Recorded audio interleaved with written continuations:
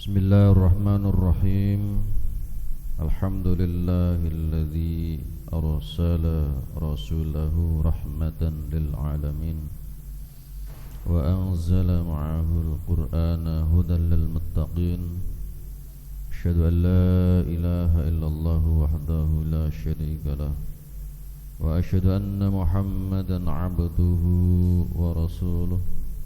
Allahumma salli wa sallim ala sayyidina wa maulana Muhammadin wa ala alihi wa sahabatihi wa man tabi'ahum bi ihsanin ila yaumiddin, amma ba'd. Pada para jemaah, hadirin hadirat, ikhwan akhwat fillah yang berbahagia, alhamdulillah, malam hari ini kembali Allah Subhanahu wa taala memberikan kita kesempatan mempertemukan kita kembali di majlis yang penuh barokah ini untuk bersama-sama menunaikan salat maghrib berjamaah, dilanjutkan tafaqquh fiddin sambil iktikaf sambil menunggu salat isya berjamaah. Mudah-mudahan Allah Subhanahu wa taala memberikan kita ilmu yang bermanfaat dan barokah. Allah jaga iman dan Islam kita. Mudah-mudahan kita selalu sehat walafiat. Yang sakit mudah-mudahan Allah segera sembuhkan, diberi kesehatan. Mudah-mudahan kita semuanya selalu istiqomah dalam beribadah dan Allah wafatkan kita semuanya dalam keadaan husnul khatimah. Amin ya rabbal alamin. Para jemaah yang berbahagia, kita sebelum melanjutkan kajian kitab Bulughul Maram, lebih dahulu kita baca surah Al-Fatihah. Untuk penyusun kitab ini yaitu Al-Imam Al-Hafidh Ahmad Ibnu Ali Ibnu Hajar Al-Asqalani. Mudah-mudahan Allah angkat derajatnya. Mudah-mudahan keberkahan dan ilmu beliau Allah limpahkan pula untuk kita semuanya. Kita juga baca Al-Fatihah untuk guru-guru kita yang sudah meninggalkan kita semuanya, sudah wafat dipanggil oleh Allah. Dan juga untuk orang tua kita yang sudah meninggal dunia, mudah-mudahan Allah ampuni semua dosa-dosanya, Allah berikan rahmat pada mereka semuanya. Ala hadiniyah wa ala kulli niyatin sholih. Al-Fatihah. A'udzu billahi minasyaitonir rajim. Bismillahirrahmanirrahim.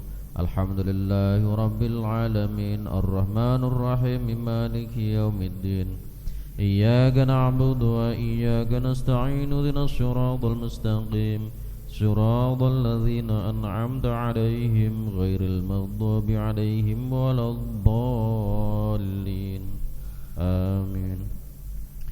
Para jemaah yang berbahagia, masih pada babur riba, bab tentang riba. Allah Subhanahu wa taala berfirman, "Ya ayyuhalladzina amanu taqullaha wa dharu ma baqiya minar riba in kuntum mu'minin." Wahai orang-orang yang beriman, bertakwalah kalian semuanya kepada Allah Subhanahu wa taala dan tinggalkan sisa-sisa riba yang belum dipungut jika kamu orang-orang yang beriman. Kalau sudah kadung ada hutang piutang, tetangga kita hutang kepada kita dan sudah kadung dulu akadnya kamu bayar nanti ada tambahan sekian persen, maka ketika sudah ngaji ini sudah tahu hukum riba, maka yang ditagih hanya hutangnya berapa itu saja. Sementara yang yang diminta jasanya, diminta kelebihan dari hutang piutang tadi itu jangan diambil.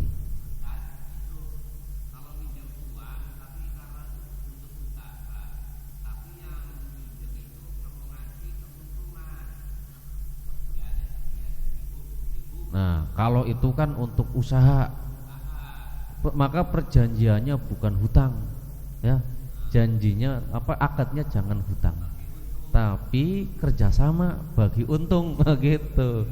Ya, itu. Jadi akad itu sangat menentukan, ya, menentukan sah dan tidaknya, halal dan tidaknya.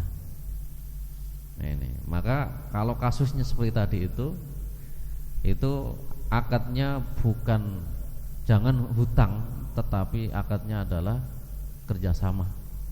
Kerjasama, yang satu ngasih modal, kemudian berbagi hasil. Nah, kemudian modalnya kembali dalam beberapa tahun sesuai dengan perjanjiannya, gitu aja. Nah, maka hasil yang didapatkan itu halal karena memang akadnya bukan akad hutang piutang, tetapi akadnya adalah kerjasama, gitu. Para jamaah yang berbahagia, pada pertemuan yang lalu kita sudah membahas satu hadis di mana Rasulullah SAW melaknat orang yang memakan harta riba, orang yang melaksanakan untuk memberikan barang riba, orang yang menulis pencatatnya, termasuk saksi-saksinya, itu orang yang terlibat dalam proses transaksi yang ribawi itu semuanya mendapatkan laknat dari Allah. Artinya kalau Rasulullah mengatakan la'anallahu, Allah melaknat kepada orang-orang tadi itu artinya bahwa perbuatan riba adalah dosa besar.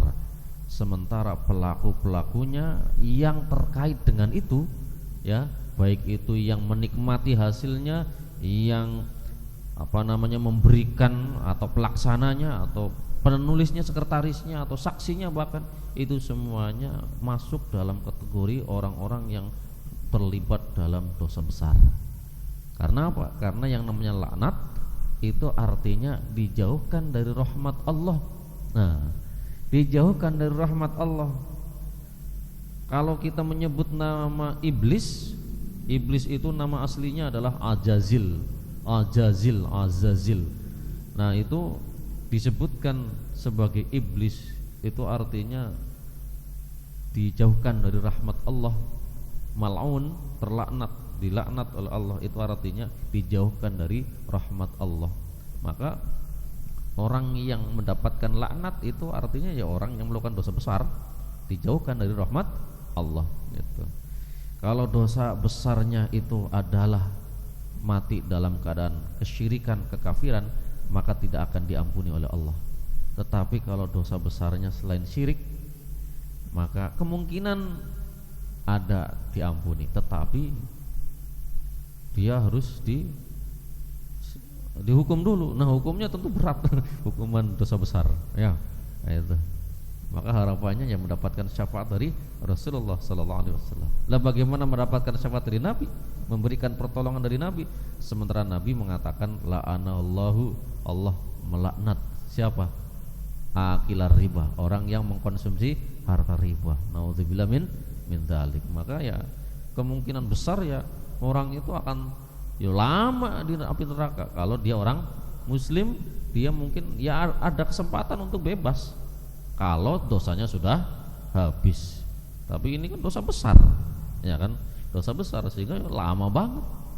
Makanya jangan sampai kita terlibat dalam urusan transaksi riba ini.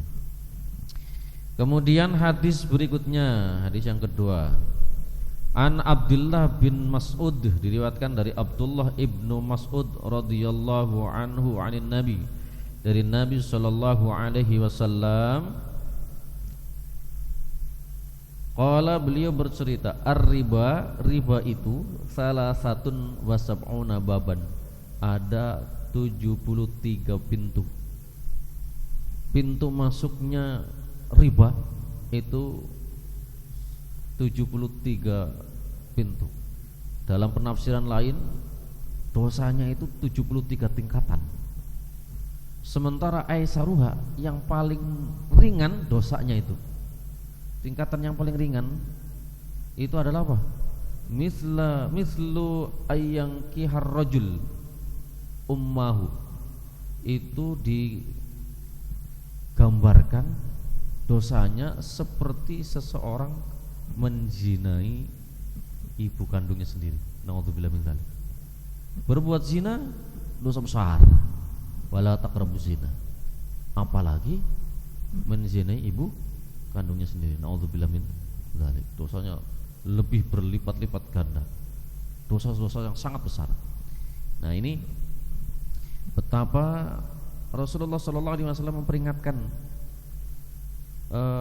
perbuatan riba yang merupakan dosa yang sangat besar, ya, minal kabair, dosa besar, sampai disebutkan dosanya seperti ini, yang paling ringan loh.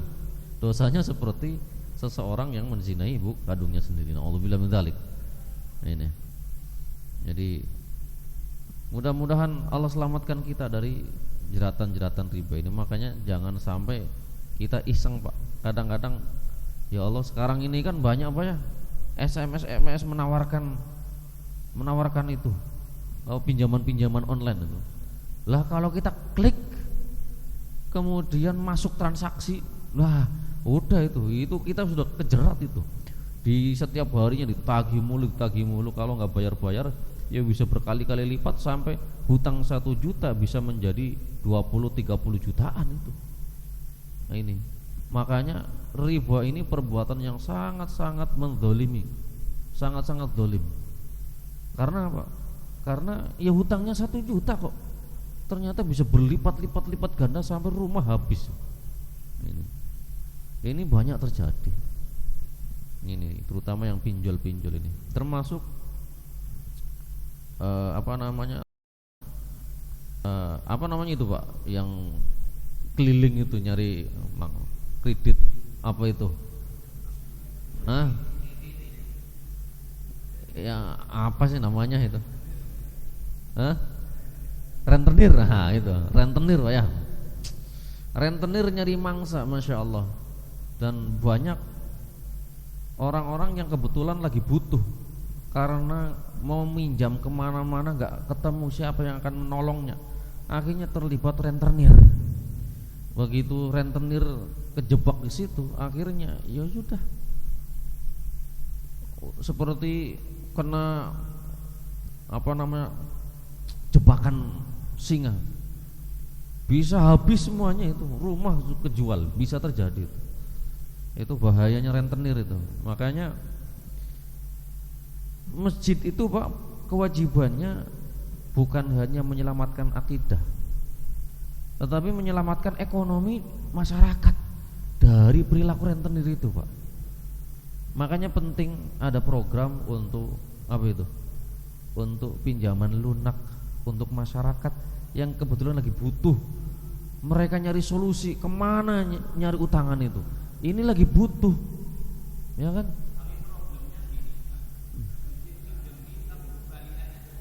Nah itu jadi penyakit memang susah ya. Jadi problemnya memang begitu. Dan memang sangat disayangin ya. Jadi kadang orang itu minjem ke rentenir, dia takut untuk apa? Berlipat-lipat ganda itu. Sehingga dia langsung ya nggak sungkan untuk memberikan, ya untuk melunasi gitu, cepet.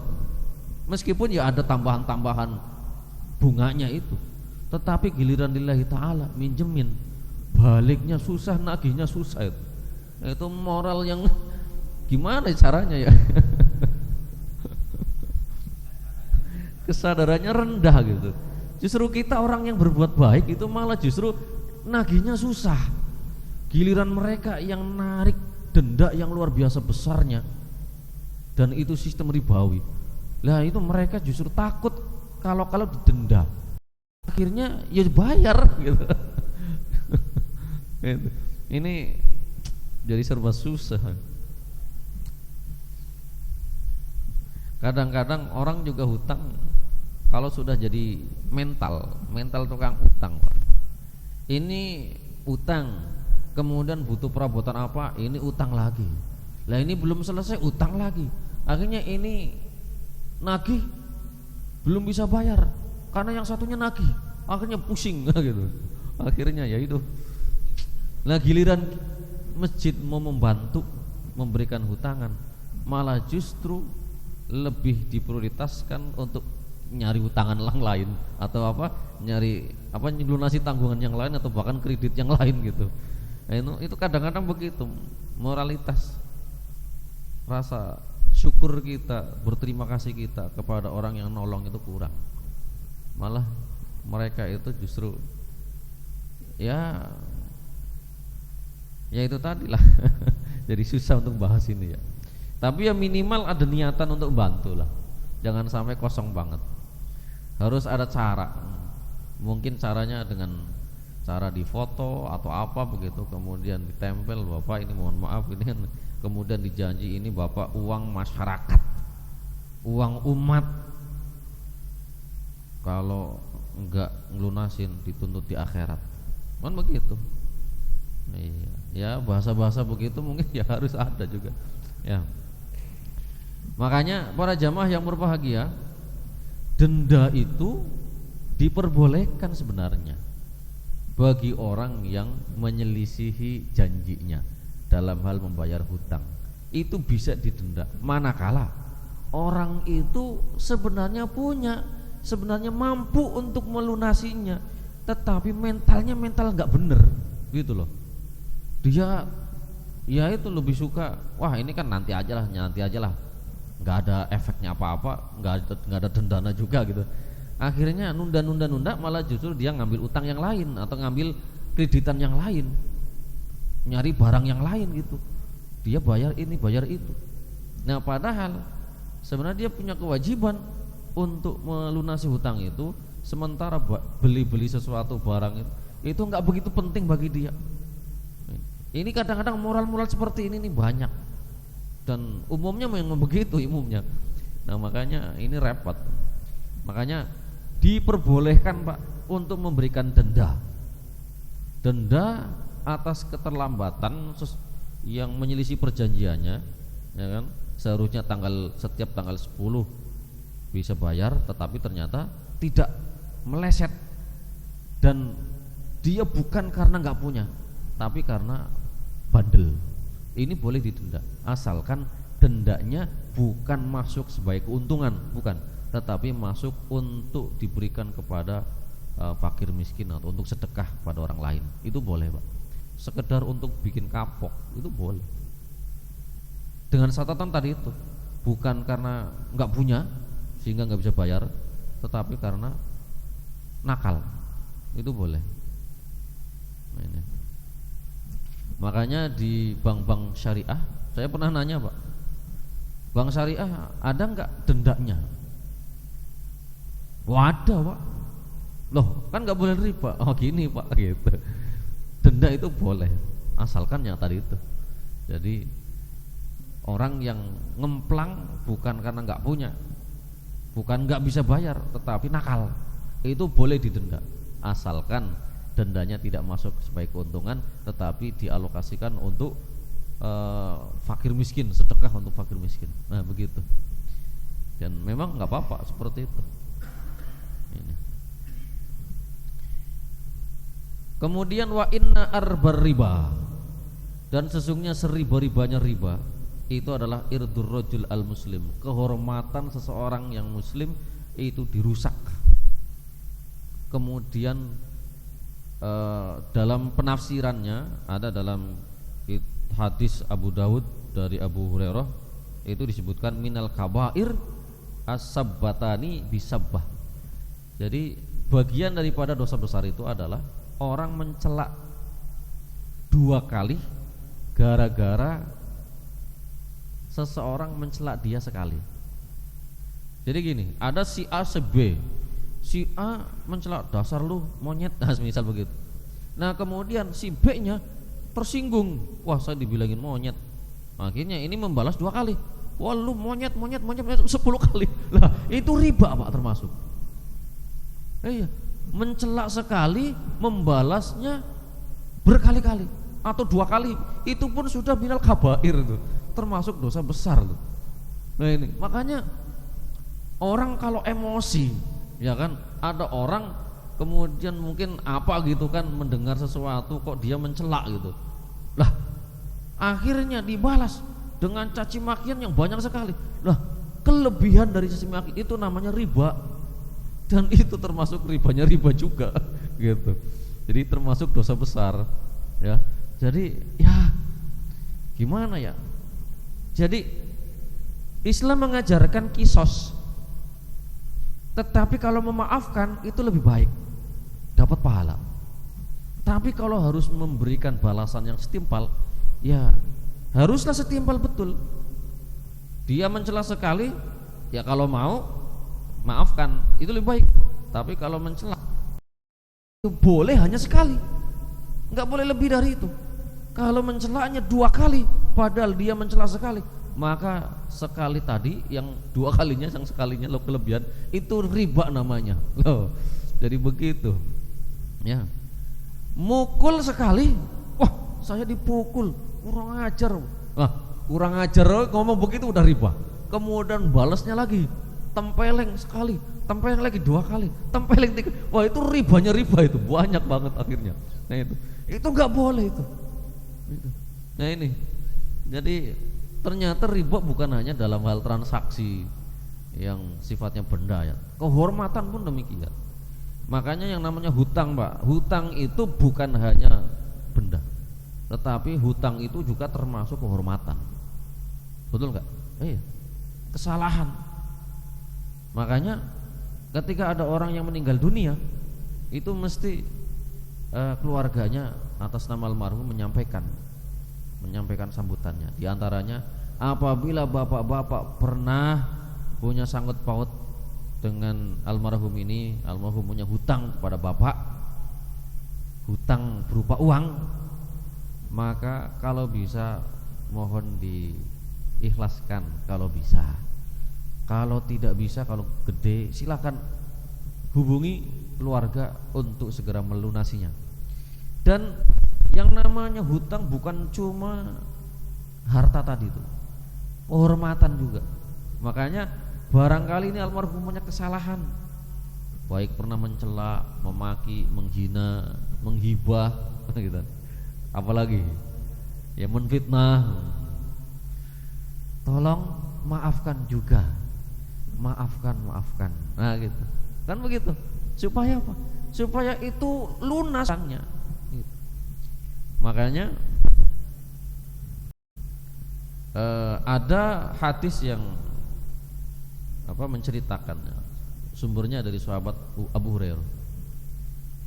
Ya Rasulullah, ada seorang perempuan, si Fulanah binti Fulan, itu dia ahli sholat malamnya nggak pernah ketinggalan, ahli puasa nggak pernah ketinggalan, tetapi dia suka menyakiti tetangga, suka berbuat begini kepada tetangga, menyakiti tetangga. Bagaimana ya Rasulullah? Rasulullah mengatakan, orang itu la khairu fiha, orang itu nggak ada baiknya. Loh, Rasulullah menyampaikan nggak ada baiknya orang itu. Padahal sholatnya kan rajin, puasanya rajin, tapi gara-gara rajin juga mencela, memaki, menghina, menyakiti tetangga-tetangganya, kata Nabi nggak ada baiknya orang itu. Bal hiya min ahlin nar, malah justru orang ini calon penghuni neraka. Nauzubillah min dzalik. Nah terus ada lagi yang bertanya, ya Rasulullah, si Fulan binti Fulan itu sholatnya biasa-biasa saja, puasanya ya biasa-biasa saja, nggak ada yang istimewa, tapi orang itu tidak pernah nyakitin tetangga, kan gitu, tidak pernah menghina tetangga, tidak pernah merugikan tetangga. Bagaimana ya Rasulullah? Rasulullah mengatakan, hiya min ahlil jannah. Padahal sholatnya ya biasa-biasa saja, nggak istimewa banget, ya paling banter ya sholat wajibnya nggak pernah ketinggalan gitu, sunnahnya kadang ingat kadang enggak gitu. Puasanya ya paling banter Ramadan, nggak pernah ketinggalan, tapi puasa sunnahnya kadang ingat kadang enggak, ya biasa-biasa aja lah amalnya. Tetapi dia orang baik, nggak pernah nyakitin tetangga, nggak pernah merugikan tetangga. Kata Nabi, orang itu min ahlil jannah. Ada riwayat lagi, namanya manil muflis, kata Nabi. Siapakah orang yang bangkrut? Ya Rasulullah, orang yang bangkrut itu nggak punya harta. Awalnya orang kaya, tapi akhirnya habis, banyak utangnya, akhirnya udah habis, bangkrut namanya, hartanya habis. Kata Nabi, bukan itu yang disebut bangkrut. Orang itu mati membawa pahala sholat, puasa, haji seabrek, tetapi dia memaki orang ini, menghina orang ini, mencela orang ini dan sebagainya. Maka orang yang mencela tadi itu, orang yang dicela, orang yang dizolimi, menuntut balas sebelum orang ini masuk surga. Ntar dulu, jangan masuk surga, saya minta balas. Saya dulu pernah dicaci maki, pernah dihina, pernah dicela, pernah difitnah, saya minta keadilan. Akhirnya apa? Akhirnya pahala orang ini diberikan kepada orang yang dizalimi sesuai dengan perbuatan zalimnya tadi. Nah, akhirnya yang ngantri banyak. Memang suka mencela, mengumbar sumpah serapah. Akhirnya banyak pula pahala-pahala yang diambil sampai habis, masih ada yang ngantri. Bagaimana nih? Pahalanya udah habis. Maka dosa orang yang dicela tadi diambil, diberikan kepada orang ini. Akhirnya orang ini masuk neraka. Ini yang disebut bangkrut. Nah ini. Makanya hutang itu bukan hanya uang, tetapi hutang juga hutang kehormatan. Ini juga sama beratnya. Nah ini. Nah, para jamaah yang berbahagia, makanya ya bukan hanya riba itu hanya persoalan uang atau barang, tetapi kehormatan itu juga ada unsur riba di situ. Ketika ada orang yang mencela sekali, ternyata dibalas mencelanya 2 kali. Mukul sekali, dikisos, justru balasnya berkali-kali. Ini namanya riba juga. Nah, kelebihan riba ini, kelebihan daripada dia ini, itu justru menjadi kezaliman yang akan dituntut di akhirat kalau orang ini tidak minta maaf dan tidak dimaafkan. Ya, nah itu. Makanya ya itu Pak, kita orang yang dizalimi juga harus adil ketika minta keadilan untuk kemudian membalasnya. Ya, dia melakukan satu kejelekan kepada kita, kita hanya boleh memberikan balasan ya 1 kali kejelekan yang sama kepada dia, yang sama, tidak boleh lebih dari itu. Tapi itu pun nggak baik sebenarnya, ya kan? Nggak baik. Yang baik apa? Memaafkan. Memaafkan itu yang terbaik. Kemudian hadis berikutnya,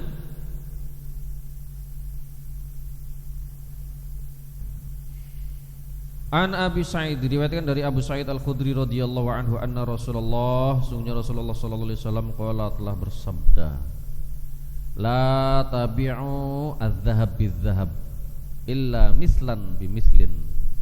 Janganlah kalian menjual belikan emas dengan emas,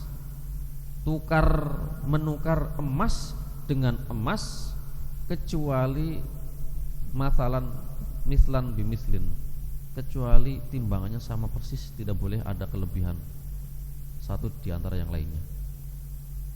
Harus sama persis. Emas modelnya apa terserah, asalkan emas. Sama-sama harus sama persis ukurannya. 20 gram ya harus 20 gram. Emas batangan berapa gram ya harus sama persis. Itu tidak boleh ada kelebihan salah satunya. Wala tushiffu ba'daha 'ala ba'd, tidak boleh melebihkan sebagian atas sebagian yang lain. Semisal menukar emas batangan dengan emas yang sudah diolah, tetapi yang satunya 10 gram, yang satunya lagi lebih dari 10 gram. Misal yang 2 gram itu kelebihan, menjadi riba namanya. Itu harus sama persis, tidak boleh timbangannya melebihi satu dari yang lainnya. Wala tabi'u al-wariqa bil warik, tidak boleh menjual belikan perak dengan ditukar dengan perak, kecuali bimislan bimislin, kecuali sama ukurannya persis, tidak boleh ada kelebihan. Ya, wala tushiffu ba'daha 'ala ba'd, tidak boleh melebihkan satu atas bagian yang lainnya, tidak boleh, harus sama persis. Wala tabi'u minha ghaiban binajizin, tidak pula menjual belikan itu meskipun sama persis ukurannya, tetapi yang satu cash, yang satu nanti. Jadi yang dikasihkan barangnya satu, sementara yang lain satu pihak itu nukarnya nanti dulu Pak ya, ketinggalan di rumah. Nah, gitu. Itu juga nggak boleh, itu riba juga namanya. Ya, jadi hadis ini hadis muttafaqun alaih, ya, Sahih Bukhari Muslim. Hadis ini menunjukkan bahwa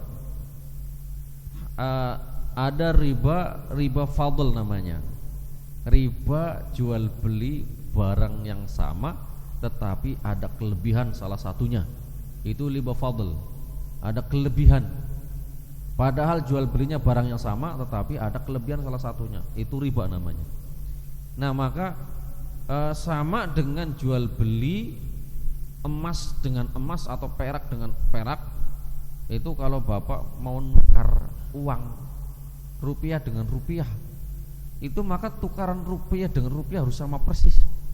100.000 ditukar dengan 100.000, meskipun bentuknya recehan ya, kecil-kecil pecahan, tapi nominalnya harus sama. Nominal 100.000 lembar, satu lembar, kemudian ditukar dengan 10 ribuan, ya harus jumlahnya 100.000, tidak boleh kurang dari salah satunya. Ternyata 100.000 satu lembar, kemudian ditukar dengan uang recehan 5 ribuan baru, tetapi di situ cuma 90.000, maka ada unsur riba di situ. Nggak boleh Pak ya, ada unsur riba di situ. Mengapa? Karena sama, rupiah ditukar dengan rupiah,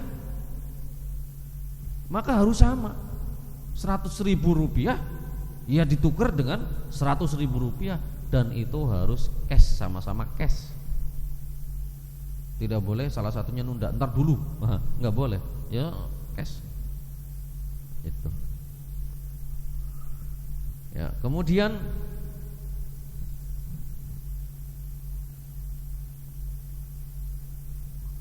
ini ya. Bagaimana kalau itu yang jualan uang recehan Pak ya, kalau mau lebaran itu? Ya kan banyak Pak ya. Itu pun ya kalau jumlah recehan ya yang ditukarkan kemudian ada kekurangannya, semisal nominal 100.000 ternyata uang pecahannya itu cuma 90.000, maka ini riba.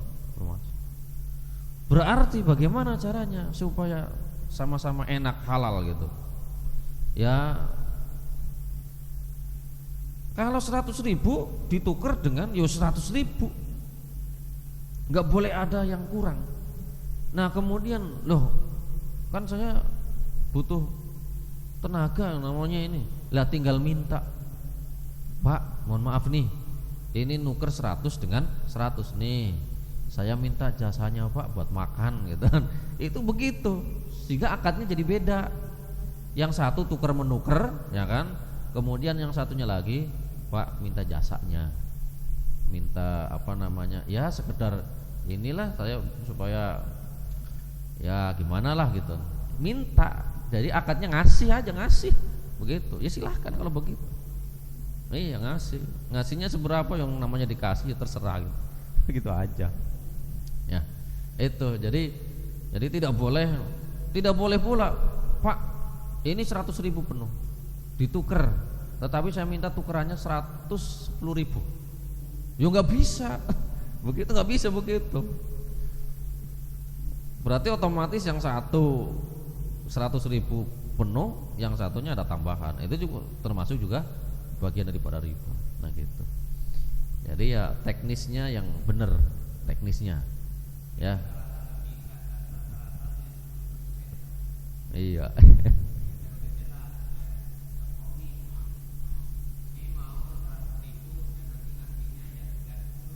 Iya. Ya itu akadnya akad ini, jadi ya minta jasanya Pak gitu aja. Nggak mau ya. Iya, itu berarti ya tinggal akadnya dipisahin Pak.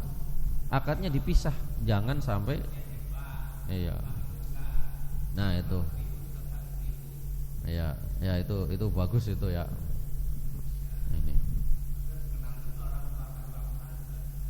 Ada yang kerja di situ ya, di dalamnya, orang dalam itu bisa.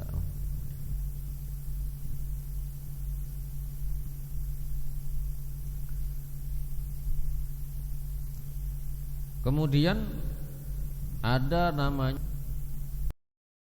riba yad. Kalau tadi riba fadl, kemudian ada riba yad.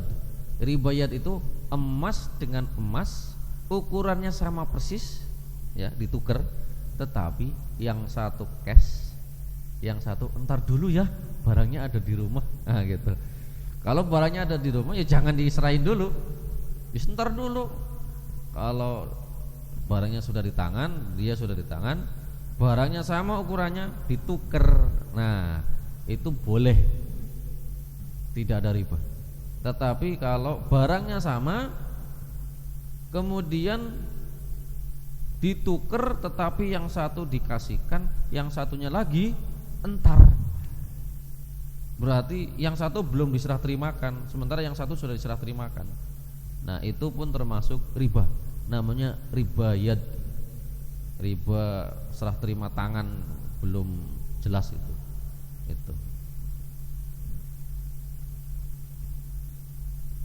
Termasuk juga ada riba namanya riba nasi'ah. Riba nasi'ah itu riba dalam hal jual beli, di mana orang menjual, katakanlah buahnya masih pentil, masih kecil, ya kan? Ini saya jual harga sekian. Nah, begitu dijual harga sekian, kemudian manennya nanti, ya gitu kan? Manennya nanti kalau sudah matang. Nah, itu termasuk riba, namanya riba nasi'ah, nasai, nah, riba nasi'ah.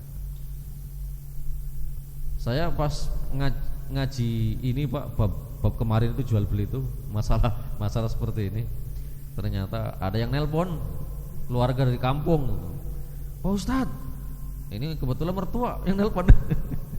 Mertua, aduh, Pak Ustadz, Mas, karena ini apa namanya, Mananto, Mas, ini mohon maaf, ini sawah itu kan udah ditanamin bawang, lo baru beberapa hari sudah ada yang nawar, boleh enggak? Ya mohon maaf Mbak, mohon maaf, ini baru ngaji tadi masalah itu juga haram, itu Rasulullah melarang. Saya bilang itu termasuk riba, kecuali kalau mau dibayar saat itu, diambil, dipanen langsung saat itu, udah, siapa yang mau? Nah, itu kok pas persis gitu.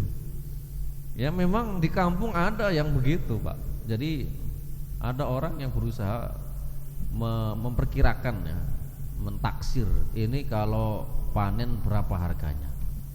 Tetapi saya pengennya ini saya miliki sekarang juga gitu, meskipun masih kecil-kecil. Nah, itu merugikan, ya, merugikan salah satu pihak, makanya haram. Itu termasuk riba nasi'ah, ya. Kemudian hadis berikutnya,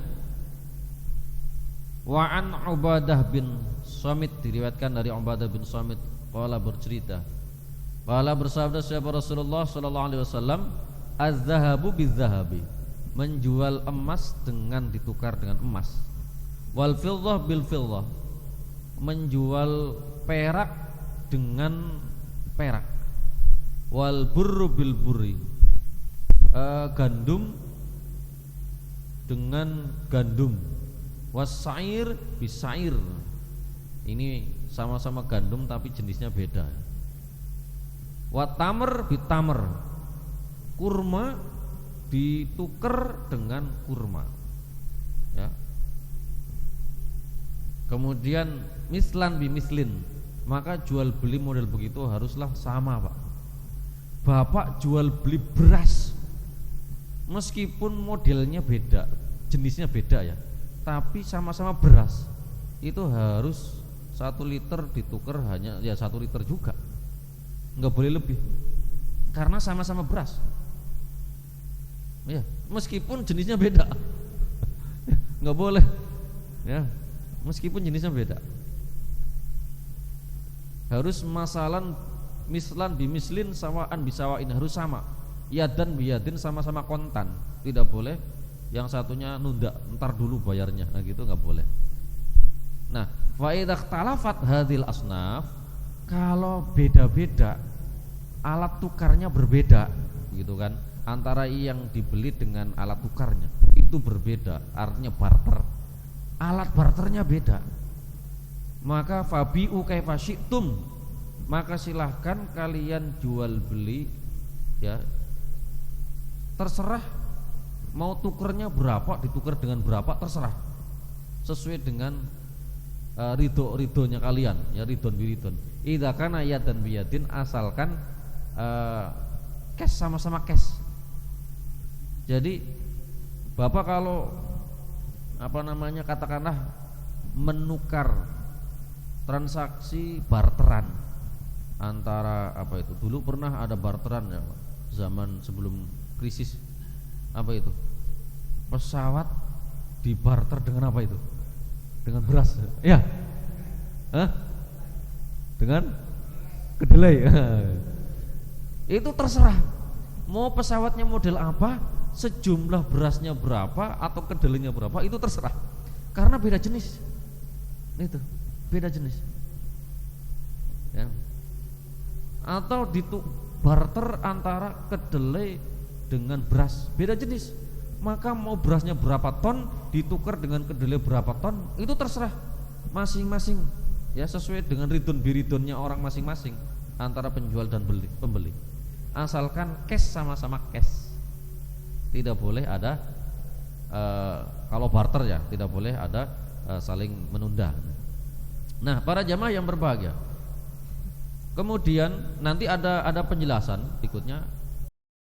Ketika orang itu mau menukar, ini beras yang saya punya kurang bagus, tapi saya mau nuker sama yang bagus, bagaimana ini? Maka tidak boleh menukar beras dengan beras langsung, tetapi ditukar dengan atau dibeli dulu dengan uang. Saya mau menjual barang ini, beras ini kualitasnya ya kurang enak sih, ya kan? Nah, berapa harganya? Sekian ribu, dibayar sekian ribu, semisal harganya 10.000. Nah, kemudian saya mau beli beras yang model itu, beda beras, kualitasnya beda, harganya berapa? 15.000. Nah, bayar pakai uang, itu boleh. Tapi kalau ditukar langsung beras dengan beras, kemudian beda takaran, itu tidak boleh. Nah, gitu Pak ya. Itu barter seperti itu tidak diperbolehkan karena jenisnya sama. Ini menghindari adanya ya kerugian antara satu dengan yang lainnya, Pak. Tetapi alternatif yang diperbolehkan ada. Seperti tadi itu, dibeli dulu berapa harganya, kemudian kalau mau membayar atau membeli yang beras yang ingin dia dapatkan gitu, sehingga ditukarnya bukan antar beras tetapi ditukar dengan nominal uang gitu. Para jamaah yang berbahagia, barangkali itu yang dapat sampaikan. Ada pertanyaan, Pak? Monggo. Coba dulu deh.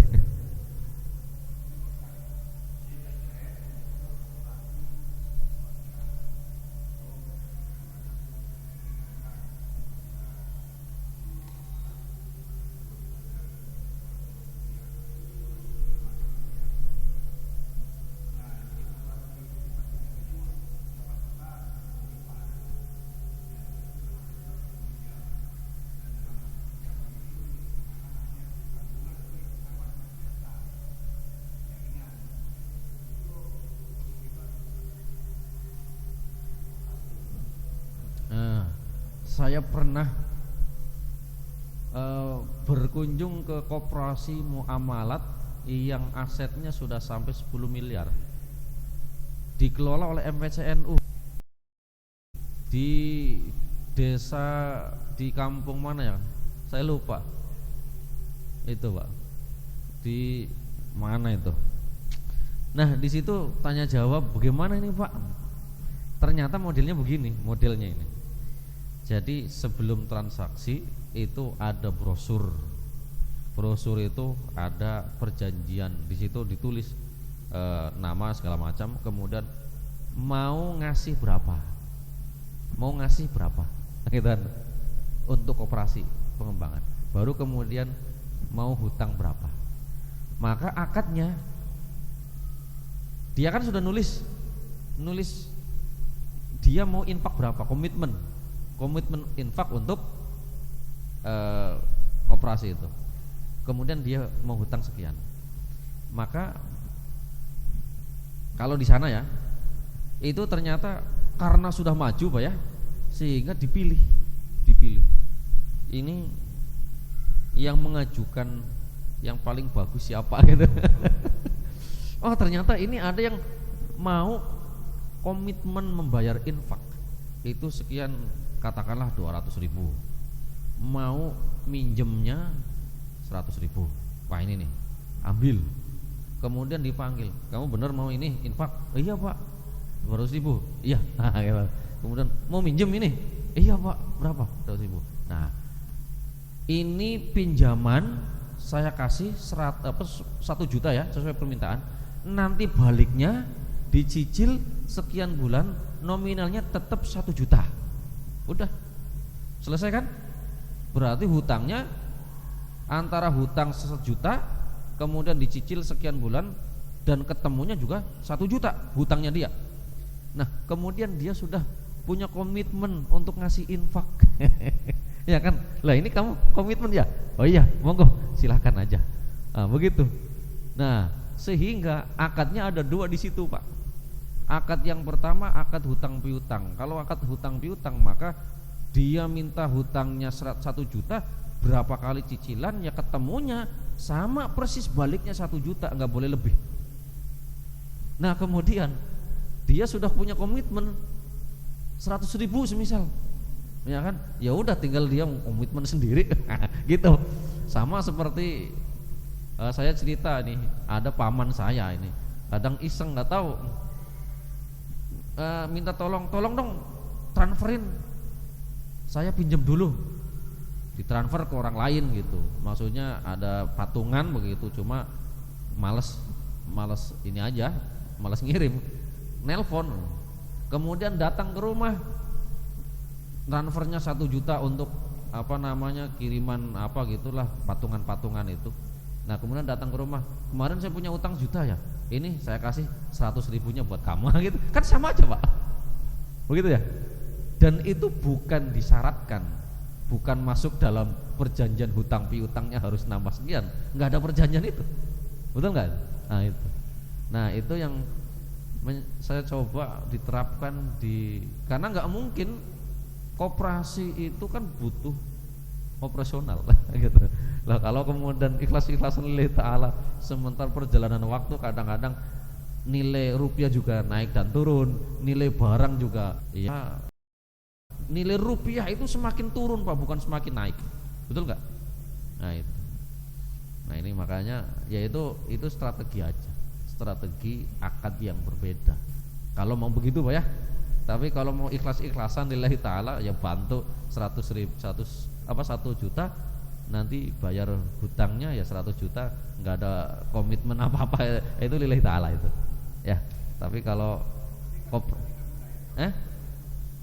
yang pasti begini, jangan masuk akadnya itu, jangan masuk dalam satu akad sebagai hutang. Intinya itu.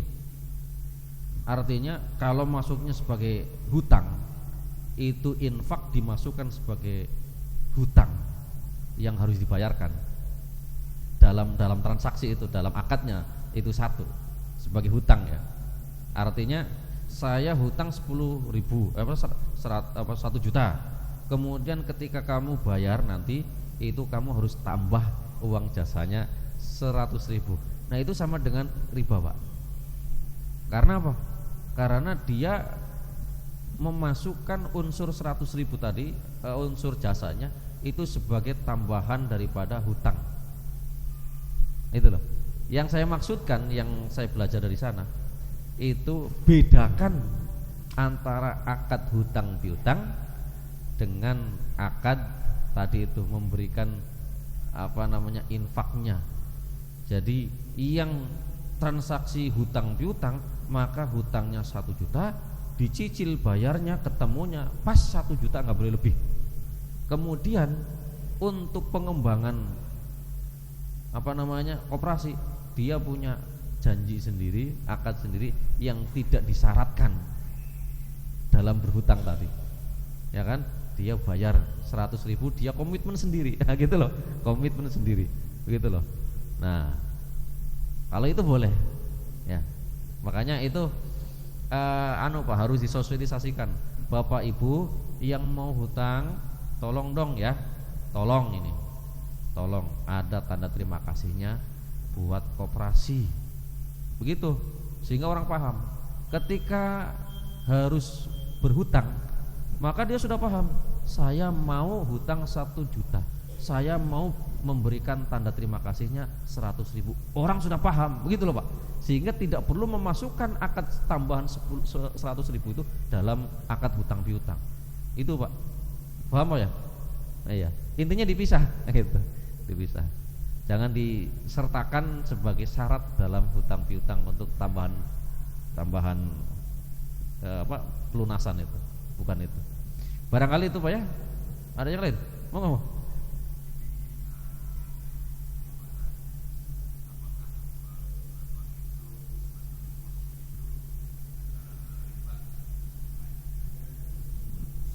Deposito di bank konvensional Pak ya. Kalau di bank syariah silakan, itu enggak riba Pak. Karena bank syariah itu akadnya sudah disesuaikan. Meskipun kita enggak bisa menafikan yang namanya bank juga butuh biaya operasional, butuh keuntungan. Tetapi bedanya antara bank konvensional dengan syariah itu beda pada cara akadnya Pak. Cara akadnya. Termasuk tidak ada penambahan dari sisi fluktuasi bunga yang itu suku bunga Pak ya, itu enggak ada, semuanya flat kan begitu kalau bank syariah, ya kan? Tapi tetap keuntungannya sesuai dengan standar keuntungan yang ditetapkan oleh BI, ada standarnya Pak, itu sama persis. Nah kemudian kalau bank syariah ini yang kemudian jadi perdebatan para ulama. Kalau ulama yang sangat hati-hati mengatakan ini ada unsur ribanya dalam akad, gitu, ya kan? Kalau ada yang dalam Munas NU di mana dulu itu ada yang mengatakan subhat. Kalau yang hati-hati mengatakan ini ada unsur ribanya, riba. Kemudian ada yang mengatakan subhat, tapi ada yang mengatakan oh nggak apa-apa, gitu. Nah, gitu. Itu yang minoritas yang agak berani lah, yang agak berani. Tapi meskipun demikian tetap memberikan arahan supaya ada cara operasional sistem yang sesuai dengan syariat sehingga muncul bank syariah, begitu. Nah, maka kalau saran saya Pak, mendingan kalau mau deposito itu di bank syariah. Malah kalau zaman sekarang Pak, lebih bagus bukan di deposito di bank. Keuntungannya sedikit, pajaknya banyak. Mendingan di sukuk pemerintah. Ya, apa itu sukuk Pak? Investasi pemerintah yang untuk proyek-proyek pemerintah itu Pak. Itu keuntungannya lebih banyak dan pajaknya lebih sedikit. Mendingan di situ. Dan sekarang ini lebih banyak orang larinya ke situ daripada di deposito di bank. Itu. Ya. Kalau Bapak nyimpen di situ takut jangan-jangan riba. Nah, mendingan ambil yang punya uang Bapak, itu yang barangkali bukan uang Bapak, diambil disedekahkan buat orang. Nah, gitu aja. Ya. Barangkali itu Pak ya yang dapat saya sampaikan, kurang lebihnya mohon maaf. Wallahu a'lam bishawab. Bismillah, alhamdulillah, Allahumma shalli ala Muhammad wa ala ali Muhammad. Allahumma ighfir lana wa li walidayna, Allahumma ij'alna wa auladana min ahli ilmi wal khair. Allahumma anfa'na ma 'allamtana wa 'allimna ma yanfa'una wa zidna ilman yanfa'una. Rabbana atina fid dunya hasanah wa fil akhirati hasanah wa qina adzabannar. Alhamdulillahi rabbil alamin. Kurang lebihnya mohon maaf. Assalamualaikum warahmatullahi wabarakatuh.